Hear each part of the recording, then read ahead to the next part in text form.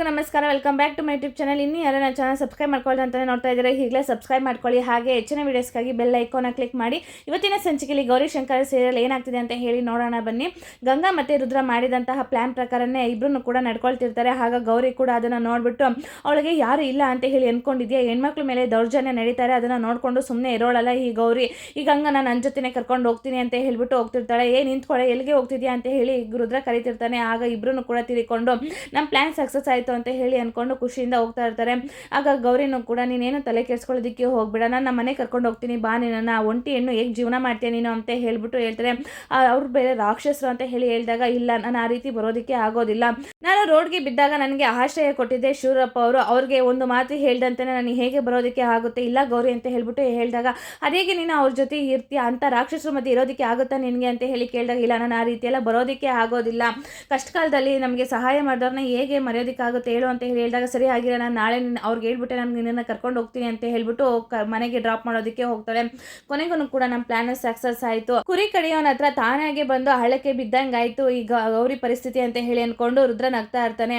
ಆದ್ರೂ ಕೂಡ ನನಗೆ ಗುಂಡನ ಪರಿಸ್ಥಿತಿ ನೋಡ್ತಾ ಇದ್ರೆ ನನಗೆ ತುಂಬಾನೇ ಬೇಜಾರಾಗ್ತಿದೆ, ಹೇಗಾಗಿದ್ದಾನೆ ಅಂತ ಹೇಳಿ ಮಾತಾಡ್ತಾ ಇರ್ಬೇಕು. ಹೌದು, ಪರಿಸ್ಥಿತಿ ಅನ್ನೋದು ತುಂಬಾ ಜನನ ಬದಲಾಯಿಸುತ್ತಾ ಅಲ್ವಾ ಅಂತ ಹೇಳ್ಬಿಟ್ಟು ಮಾತಾಡ್ತಿರ್ಬೇಕಾದ್ರೆ ನಾನು ಗುಂಡನ ಬಗ್ಗೆ ಮಾತಾಡ್ತಿಲ್ಲ, ನಾನು ಗಂಗನ ಬಗ್ಗೆ ಮಾತಾಡ್ತಿದ್ದೀನಿ ಅಂತ ಹೇಳ್ಬಿಟ್ಟು ಹೇಳ್ತಾಳೆ. ಅದನ್ನ ಕೇಳಿಸ್ಕೊಂಡು ಶಂಕರನು ಕೂಡ ತುಂಬಾನೇ ಕೋಪ ಮಾಡ್ಕೊಂಡು ಏನ್ ಮಾತಾಡ್ತಿದ್ದೀರಾ, ಅವಳ ಬಗ್ಗೆ ಯಾಕೆ ಮಾತಾಡ್ತಿದ್ದೀರಾ ಅಂತ ಹೇಳಿ ಕೇಳಿದಾಗ ನೀವು ಕೋಪ ಮಾಡ್ಕೊಳ್ಳಲ್ಲ ಅಂತ ಹೇಳಿದ್ರಿ ಅಲ್ವಾ, ಎಲ್ರಿಗೂ ಕೂಡ ಕ್ಷಮೆ ಅನ್ನೋದು ಇರುತ್ತೆ ಅಲ್ವಾ ಅಂತ ಹೇಳ್ಬಿಟ್ಟು ಹೇಳ್ತಾಳೆ ಗೌರಿ. ಆಗ ಶಂಕರ ಕೋಪ ಮಾಡ್ಕೊಂಡು ಕ್ಷಮೆ ಅನ್ನೋದು ಎಲ್ರಿಗೂ ಕೂಡ ಇರುತ್ತೆ, ಆದರೆ ನೀವು ಇಷ್ಟೆಲ್ಲ ಆದ್ಮೇಲೂ ಕೂಡ ಆ ಗಂಗನ ನಂಬ್ತೀನಿ ಅಂತ ಹೇಳ್ತಿದ್ದೀರಲ್ಲ, ನಿಮ್ಗೆ ಏನು ಹೇಳ್ಬೇಕು ಅನ್ನೋದೇ ನನಗೆ ಗೊತ್ತಾಗ್ತಿಲ್ಲ. ಆ ಗಂಗನ್ನ ನೀವು ಬೇಕಿದ್ರೆ ಕ್ಷಮಿಸ್ಬೋದು, ಆದರೆ ನಾನು ಯಾವುದೇ ಕಾರಣ ಕೂಡ ಕ್ಷಮಿಸೋದಿಲ್ಲ. ಮನೇಲಿ ಆಲ್ರೆಡಿ ಸಾವಾಗಿದೆ, ಆ ನೋವಿಂದಾನೆ ನಾವು ಹೊರಗಡೆ ಬಂದಿಲ್ಲ, ಈಗಷ್ಟೇ ತಾನೇ ಗುಂಡ ಸಿಕ್ಕಿದ್ದಾನೆ, ಆ ಖುಷಿಲಿ ಇದೀವಿ, ಮತ್ತೆ ಅವಳನ್ನ ಮನೆಗೆ ಕರ್ಕೊಂಡು ಬರ್ತೀನಿ ಅದು ಇದು ಅಂತ ಹೇಳಿ ನೀವು ಹೇಳೋದಕ್ಕೆ ಹೋಗಬೇಡಿ ಅಂತ ಹೇಳ್ಬಿಟ್ಟು ಹೇಳಿದಾಗ ಅದೆಲ್ಲ ಗೊತ್ತಿಲ್ಲ, ನಾನು ಮಾತ್ರ ಅವಳನ್ನ ಮನೆಗೆ ಕರ್ಕೊಬರೋ ನಿರ್ಧಾರನ ಮಾಡಿದ್ದೀನಿ ಅಂತ ಹೇಳ್ಬಿಟ್ಟು ಹೇಳ್ತಾರೆ. ನೋಡಿ, ನೀವು ಇದೇ ಥರ ಮಾತಾಡ್ತಿದ್ರೆ ಚೆನ್ನಾಗಿರೋದಿಲ್ಲ, ಯಾವುದೇ ಕಾರಣಕ್ಕೂ ಕೂಡ ನಾನು ಆ ಗಂಗನ ಕ್ಷಮಿಸೋದಿಲ್ಲ, ಅವಳು ಎಲ್ಲ ಶತ್ರುಗಳನ್ನೂ ಕೂಡ ನಂಬಿಡ್ಬೋದು, ಆದರೆ ಅವಳು ಶತ್ರು, ಅವಳನ್ನ ಯಾವುದೇ ಕಾರಣಕ್ಕೂ ಕೂಡ ನಾನು ನಂಬೋದಿಲ್ಲ, ನೀವು ಅಷ್ಟೇ ಈ ವಿಷಯದ ಬಗ್ಗೆ ನೀವೇನೋ ಮಾತಾಡಕೂಡ್ದು ಅಂತ ಹೇಳ್ಬಿಟ್ಟು ಹೇಳ್ತಾರೆ. ಅಲ್ಲ ಶಂಕರ್, ನಾನು ಹೇಳೋದನ್ನ ಅರ್ಥ ಮಾಡ್ಕೊಳ್ಳಿ ಅಂತ ಹೇಳ್ಬಿಟ್ಟು ಗೌರಿ ಹೇಳಿದಾಗ ಇಲ್ಲ, ನೀವು ಏನೇ ಹೇಳಿದ್ರು ಅಷ್ಟೇ, ಬೇರೆ ವಿಷಯ ಆದರೆ ಕೇಳ್ತೀನಿ, ಆದರೆ ಗಂಗನ ಬಗ್ಗೆ ನೀವೇನು ಹೇಳೋದಕ್ಕೆ ಹೋಗ್ಬೇಡಿ ಅಂತ ಹೇಳ್ಬಿಟ್ಟು ಹೇಳಿದಾಗ ಏನೇ ಆದ್ರೂ ಕೂಡ ಒಂಟಿ ಹೆಣ್ಣು ಈ ಥರ ಕಷ್ಟದಲ್ಲಿ ಇರುವಾಗ ನಾವು ಸಹಾಯ ಮಾಡಲೇಬೇಕು, ಏನೇ ಆದರೂ ಕೂಡ ನಾನು ಗಂಗನ ನಾಳೆ ಕರ್ಕೊಂಡು ಬಂದೇ ಬರ್ತೀನಿ ಅಂತ ಹೇಳ್ಬಿಟ್ಟು ಹೇಳ್ತಿರ್ತಾರೆ.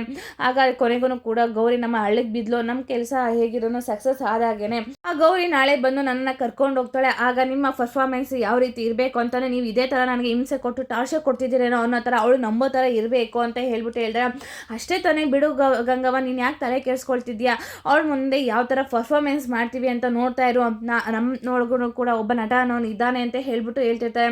ಆ ಗೌರಿ ನಾನು ಸುಮ್ಮನೆ ಬಿಡೋದಕ್ಕಾಗುತ್ತಾ, ಅದು ಅಲ್ದಂತಾನೆ ಆ ಆಶ್ರಮ ನಮ್ಮ ಕಡೆಗೆ ಆಗಬೇಕು ಅಂತ ಹೇಳ್ಬಿಟ್ಟು ಹೇಳ್ತಾರೆ. ಅಷ್ಟೇ ತಾನೇ, ನೀವೇನು ತಲೆ ಕೆಡಿಸ್ಕೊಳ್ಳೋದಕ್ಕೆ ಹೋಗಬೇಡಿ, ಆಶ್ರಮದ ಬಗ್ಗೆ ನಾನು ಆಲ್ರೆಡಿ ಪಿಟಿಷನ್ ಕೂಡ ಹಾಕಿದ್ದೀನಿ, ನಾಳೆ ಇಲ್ಲಾಂದರೆ ನಾಳಿದ್ದು ನಮ್ಮ ಕಡೆಗೆ ತೀರ್ಪು ಕೂಡ ಬರುತ್ತೆ, ಅಷ್ಟರಲ್ಲಿ ಈ ಗೌರಿನ ಹೇಗಾದ್ರೂ ಕೂಡಿ ಮಟ್ಟ ಹಾಕಬೇಕು ಅಂತ ಹೇಳ್ಬಿಟ್ಟು ಹೇಳ್ತಿರ್ತಾರೆ. ಅವಳು ಬಂದಾಗ ಓವರ್ ಆಗಿ ಪರ್ಫಾರ್ಮೆನ್ಸ್ ಮಾಡೋದಕ್ಕೆ ಹೋಗಬೇಡಿ, ನಂಬೋ ಥರ ಇರಬೇಕು ಅಂತ ಹೇಳ್ಬಿಟ್ಟು ಹೇಳ್ತಾರೆ. ಅದೆಲ್ಲ ಬಿಡಿ ಮೇಡಮ್ ಅವರೇ, ಅದು ಬಂದಾಗ ನಾವು ನೋಡ್ಕೊಳ್ತೀವಿ, ಆದರೆ ಈ ಮಾಲಿನಿ ಕತೆ ಏನು ಮಾಡೋಣ ಹೇಳಿ, ಆ ಮಾಲಿನಿ ವಿಡಿಯೋ ಇಟ್ಕೊಂಡು ನಮ್ಮ ಹತ್ರನೇ ಸೈನ್ ಮಾಡಿಸ್ಕೊಂಡು ಇಷ್ಟೊಂದೆಲ್ಲ ನಮ್ಮನ್ನ ಹಾರಾಡಿಸ್ತಿದ್ದಾಳಲ್ಲ ಅಂತ ಹೇಳ್ಬಿಟ್ಟು ಹೇಳ್ತಾರೆ.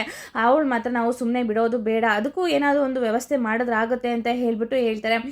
ಹೇಗೆ ಬಿಡೋದಕ್ಕಾಗುತ್ತೆ, ಆ ಮಾಲಿನ ಹೋಮ್ ಮಿನಿಸ್ಟರ್ ಅಂತ ಹೇಳಿ ಗೊತ್ತಿದ್ರು ಕೂಡ, ನಾನು ಇರುವಂಥ ಪೋಸ್ಟ್ ಎಂಥದ್ದು ಅಂತ ಹೇಳಿ ಗೊತ್ತಿದ್ರು ಕೂಡ ನಮ್ಮನೆಗೆ ಬಂದು ನನಗೆ ಧಮಕಿ ಹಾಕಿ ನನ್ನನ್ನೇ ಇಷ್ಟೊಂದೆಲ್ಲ ಬ್ಲ್ಯಾಕ್ ಮೇಲ್ ಮಾಡ್ತಾಳೆ ಅಂತಂದರೆ ಅವಳನ್ನ ಯಾವುದೇ ಕಾರಣಕ್ಕೂ ಬಿಡೋದು ಬೇಡ, ನಾಳೆನೇ ಹುಡುಗರುಗಳಿಗೆ ಹೇಳ್ಬಿಟ್ಟು ಅವಳ ಕತೆನ ಮುಗಿಸ್ಬಿಡು ಅಂತ ಹೇಳ್ಬಿಟ್ಟು ಶಿವರಪ್ಪ ಹೇಳ್ತಿರ್ತಾರೆ. ಅಷ್ಟೇ ತಾನೇ, ಬಿಡು ಅಪ್ಪಯ್ಯ, ನೀನು ಹೇಳಿದ್ಮೇಲೆ ಮುಗೀತು ಅಂತ ಹೇಳ್ಬಿಟ್ಟು ಹೇಳಿದಾಗ ನನ್ನೇ ಎದುರಾಕೊಳ್ತಾಳೆ ಅಲ್ವಾ, ಇವಾಗ ಗೊತ್ತಾಗುತ್ತೆ ಈ ಶಿವರಪ್ಪನ ಎದುರಾಕೊಂಡೆ ಏನಾಗುತ್ತೆ ಅಂತ ಹೇಳೋದು ಅವಳಿಗೆ ಅರ್ಥ ಆಗಬೇಕು ಅಂತ ಹೇಳಿ ಅಂದ್ಕೊಂಡು ಹೇಳ್ತಾರೆ. ನಾಳೆನೇ ನಮ್ಮ ಹುಡುಗರನ್ನ ಕಳಗಿಸ್ಬಿಟ್ಟು ಅವಳ ಕತೆನ ಮುಗಿಸ್ತೀನಿ ಅಂತ ಹೇಳ್ಬಿಟ್ಟು ಹೇಳ್ತಾರೆ. ಆವಾಗ 3 ಜನ ಕೂಡ ತುಂಬಾನೇ ಖುಷಿ ಪಡ್ಕೊಂಡು ಎಣ್ಣೆನ ಕುಡಿತಾ ಇರ್ತಾರೆ. ಶಿವರಪ್ಪ ಮತ್ತು ರುದ್ರ ಇಬ್ಬರೂ ಕೂಡ. ಶಂಕರನು ಕೂಡ ಬೇಜಾರಾಗಿ ಬಂದು ಕೂತ್ಕೊಂಡಾಗ ಗೌರಿ ಬಂದು ಯಾಕೆ ಮಲಗಿಲ್ಲ ಅಂತ ಹೇಳಿ ಕೇಳ್ತಾಳೆ. ಇಲ್ಲ ಹಾಗೇನಿಲ್ಲ ಅಂತ ಹೇಳ್ಬಿಟ್ಟು ಹೇಳಿದಾಗ ಶಂಕರವರೇ, ನೀವು ಒಂಥರ ಮಗು ಇದ್ದಂಗೆ, ನೀವು ಮಾತು ಬರೋ ಮಗು, ಗುಂಡ ಮಾತು ಬರದೇ ಇರೋ ಮಗು, ಆ ರೀತಿ ನೀವು ಇಬ್ಬರೂ ಕೂಡ ಅಂತ ಹೇಳ್ಬಿಟ್ಟು ಹೇಳಿದಾಗ ಆದ್ರೂ ಕೂಡ ಶತ್ರುಗಳು ಮನೆಗೆ ಬಂದಾಗ ಉಪಚಾರ ಮಾಡಬೇಕು ಅಂತ ಹೇಳಿ ಭೈರಾದೇವಿ ಅತ್ತೆ ಹೇಳಿದ್ದಾರೆ ಅಲ್ವಾ, ಅದನ್ನು ನೀವು ಮರ್ತು ಬಿಟ್ರ, ಗಂಗಾ ವಿಷಯದನ್ನು ಕೂಡ ಅವಳು ನಮಗೆ ಶತ್ರುನೇ ಆಗಿದ್ರು ಕೂಡ ಅವಳನ್ನ ನಾವು ಉಪಚಾರ ಮಾಡೋದು ಒಳ್ಳೇದಲ್ವಾ ಅಂತ ಹೇಳಿ ಹೇಳಿದಾಗ ಅವ್ವ ಹೇಳಿರೋ ಮಾತನ್ನ ನಾನು ಯಾವುದೇ ಕಾರಣಕ್ಕೂ ತೆಗೆದಾಕಿಲ್ಲ, ಅದನ್ನು ನಾನು ಮರ್ತೂ ಇಲ್ಲ, ಅದು ಅಲ್ದಂತಾನೆ ಶತ್ರುಗಳನ್ನ ನಂಬೋದ್ರೂ ಕೂಡ ಶತ್ರುಗಳನ್ನ ಯಾವುದೇ ಕಾರಣಕ್ಕೂ ನಂಬಾರ್ದು, ಅವಳೊಂಥರ ಗುಳ್ಳೆ ನರಿ ಇದ್ದಂಗೆ, ಈ ಬೆನ್ನಿಂದನೇ ಸರ್ಪ ಪೊರೆ ಬಿಚ್ಚಿದ ತಕ್ಷಣ ಅದು ವಿಷ ಮೈಯೆಲ್ಲ ಇರುತ್ತೆ, ಅದು ಮೈಯಿಂದ ವಿಷ ಹೋಗಿದೆ ಅಂತ ಹೇಳಿ ತಿಳ್ಕೊಳಕ್ಕೆ ಹೋಗಬಾರ್ದು, ಆ ರೀತಿ ಈ ಗಂಗಾ ಅಂತ ಹೇಳ್ಬಿಟ್ಟು ಹೇಳ್ತಾರೆ. ನೋಡಿ ಅದ್ರ ಬಗ್ಗೆ ನನ್ನ ಹತ್ರ ಏನು ನೀವು ಮಾತಾಡೋದಕ್ಕೆ ಹೋಗಬೇಡಿ, ದಯವಿಟ್ಟು ನನ್ನ ಹತ್ರ ಅದನ್ನೆಲ್ಲ ನೀವು ಮಾತಾಡಬೇಡಿ ಅಂತ ಹೇಳ್ಬಿಟ್ಟು ಹೇಳಿದಾಗ ಒಂಟಿ ಹೆಂಗಸು ತುಂಬಾ ನೋವಲ್ಲಿದ್ದಾಳೆ, ಬೇಜಾರಲ್ಲಿದ್ದಾಳೆ. ಆ ಶೂರಪ್ಪ ಮತ್ತು ರುದ್ರ ಎಷ್ಟೆಲ್ಲ ಹಿಂಸೆಗಳನ್ನ ಕೊಡ್ತಿದ್ದಾರೆ, ಅಲ್ಲಿ ಅವಳು ಹೇಗೆ ಚೆನ್ನಾಗಿರೋದಕ್ಕೆ ಆಗುತ್ತಾ ಅಲ್ವಾ, ಅದ್ರ ಬಗ್ಗೆ ನಾನು ಮಾತಾಡ್ತಿದ್ದೀನಿ ಅಂತ ಹೇಳ್ಬಿಟ್ಟು ಹೇಳಿದಾಗ ನೋಡಿ ನೀವು ಅದ್ರ ಬಗ್ಗೆ ಎಲ್ಲ ನನಗೇನು ಮಾತಾಡೋದಕ್ಕೆ ಹೋಗಬೇಡಿ ಅಂತ ಹೇಳಿ ಶಂಕರ ಹೇಳ್ತಾನೆ. ಸರಿ ನೀವು ಬನ್ನಿ, ತುಂಬಾ ಸುಸ್ತಾಗಿರೋ ಥರ ಇದ್ದೀರಾ, ಮಲ್ಕೊ ಬನ್ನಿ ಅಂತ ಹೇಳ್ಬಿಟ್ಟು ಗೌರಿ ಹೇಳಿದಾಗ ಬನ್ನಿ ನೀವು ಕೂಡ ಸುಸ್ತಾಗಿದ್ದೀರಾ, ನಿಮ್ಮನ್ನು ಮಲಗಿಸ್ತೀನಿ ಅಂತ ಹೇಳ್ಬಿಟ್ಟು ಶಂಕರ ಗೌರಿನ ತನ್ನ ಎದೆ ಮೇಲೆ ಮಲಗಿಸ್ಕೊಳ್ತಾನೆ. ಆಗ ಎಲ್ಲ ಲೆಟರ್ಗಳನ್ನ ತಗೊಂಡು ನೋಡ್ತಾ ಇರ್ಬೇಕಾದ್ರೆ ಪಿಂಚಣಿಗೆ ಅಂತ ಹೇಳಿ ಅಲಿತಾ ಇದ್ದಾರೆ. ಆದರೆ ಅದು 5,000 ರೂಪಾಯಿ ಲಂಚ ಕೊಡಬೇಕು, ಇಲ್ಲ ಅಂತ ನಾನು ಯಾವುದೇ ಕಾರಣಕ್ಕೂ ಕೊಡೋದಿಲ್ಲ ಅಂತ ಹೇಳಿ ಹೇಳ್ತಿದ್ದಾರೆ ಅಂತ ಹೇಳ್ಬಿಟ್ಟು ಹೇಳಿದಾಗ ಅಲ್ಲ ಸರ್ಕಾರಿ ಕೆಲಸ ಏನೇ ಇದ್ರೂ ದೇವ್ರ ಕೆಲಸ ಇದ್ದಂಗೆ ಆ ಕೆಲಸಕ್ಕೆ ಲಂಚ ತೊಗೊಳ್ತಾನೆ, ಅವನ್ನ ಯಾವುದೇ ಕಾರಣಕ್ಕೂ ಬಿಡಬೇಡಿ, ಅವನ ಆಸ್ಪತ್ರೆಗೆ ಅಡ್ಮಿಟ್ ಆಗೋ ಥರ ಮಾಡಿ ಅವನೇ ಮನೆಗೆ ಹೋಗಿ ಆ ದುಡ್ಡನ್ನು ಕೊಡಬೇಕು ಅಂತ ಹೇಳ್ಬಿಟ್ಟು ಹೇಳ್ತಾರೆ. ರೈತರ ಜಮೀನ ಈಸ್ಕೊಂಡು ಬೇಲಿ ಹಾಕೊಂಡಿದ್ದಾನಂತೆ, ತಿರ್ಗಾಡೋಕ್ಕೂ ಜಾಗ ಇಲ್ಲ ಅಂತ ಹೇಳ್ಬಿಟ್ಟು ಹೇಳಿದಾಗ ಊರಿನ ಜನ ಎಲ್ಲ ಸೈನ್ ಮಾಡಿದ್ದಾರೆ ಅಂತ ಹೇಳ್ಬಿಟ್ಟು ಹೇಳ್ತಾರೆ. ಅವನನ್ನ ಯಾವುದೇ ಕಾರಣಕ್ಕೂ ಬಿಡಬೇಡಿ, ಊರಿನ ಹೋಗಿ ಅವನಿಗೆ ಬುದ್ಧಿ ಕಲಿಸಿ ಅಂತ ಹೇಳ್ಬಿಟ್ಟು ಹೇಳ್ತಾರೆ. ಅದು ಅಲ್ಲದಂತಾನೆ ಅಣ್ಣ ಇದು ತುಂಬಾ ಇಂಪಾರ್ಟೆಂಟು, ಈ ಲೆಟರಲ್ಲಿ ಆ ವ್ಯಕ್ತಿಯ ಹೆಸರು ಕೂಡ ಇಲ್ಲ, ಆದರೆ ಶಿವರಪ್ಪನ ಜೊತೆ ಕೆಲಸ ಮಾಡ್ತಿರುವಂತಹ ವ್ಯಕ್ತಿ ಮಾಲಿನಿ ಮೇಡಮ್ ಹತ್ರ ಅವ್ರದ್ದೇನೋ ವಿಡಿಯೋ ಇದೆ, ಸಾಕ್ಷಿ ಇದೆ, ಅದಕ್ಕೋಸ್ಕರ ಅವರು ಆಟಾಡಿಸ್ತಿದ್ದಾರೆ DC ಮೇಡಮ್ ಅಂತ ಹೇಳ್ಬಿಟ್ಟು DC ಮೇಡಮ್ನ ಕೊಲ್ಲೋದಕ್ಕೆ ಅಂತ ಹೇಳಿ ಜನಗಳನ್ನ ಬಿಟ್ಟಿದ್ದಾರೆ, ಹೇಗಾದ್ರೂ ಮಾಡಿ ನೀವು ಅವ್ರನ್ನ ಕಾಪಾಡಬೇಕು ಅಂತ ಹೇಳಿ ಈ ಲೆಟರಲ್ಲಿ ಇದೆ ಅಂತ ಹೇಳ್ಬಿಟ್ಟು ಹೇಳ್ತಾರೆ. ನನ್ನನ್ನು ದಾಟ್ಕೊಂಡು DC ಮೇಡಮ್ನ ಅವರು ಮುಟ್ಟೋದಕ್ಕೆ ಆಗೋದಿಲ್ಲ, ಅವ್ರು ಏನಾದ್ರು ಮುಟ್ಟಬೇಕು ಅಂತ ನನ್ನನ್ನು ದಾಟ್ಕೊಂಡು ಹೋಗಬೇಕು, ನಿಷ್ಠೆಯಿಂದ ಪ್ರಾಮಾಣಿಕವಾಗಿ ಮಾಡೋರಿಗೆ ಇದು ಕಾಲ ಅಲ್ಲ ಅಂತ ಹೇಳ್ಬಿಟ್ಟು ಅದು ಹೇಗೆ ಅವ್ರನ್ನ ಮುಟ್ತಾರೆ, ಅದನ್ನು ಮುಟ್ಟೋಂಗಿದ್ರೆ ನನ್ನನ್ನು ದಾಟ್ಕೊಂಡು ಹೋಗಬೇಕು ಅಂತ ಹೇಳ್ಬಿಟ್ಟು ಶಂಕರ ಹೇಳ್ತಿರ್ತಾನೆ ಹುಡುಗರಿಗೆ, ಹೋಗಿ ಮೊದಲು ನೀವು ಅಲರ್ಟ್ ಆಗಿರಿ ಅಂತ ಹೇಳ್ಬಿಟ್ಟು ಹೇಳ್ತಾನೆ.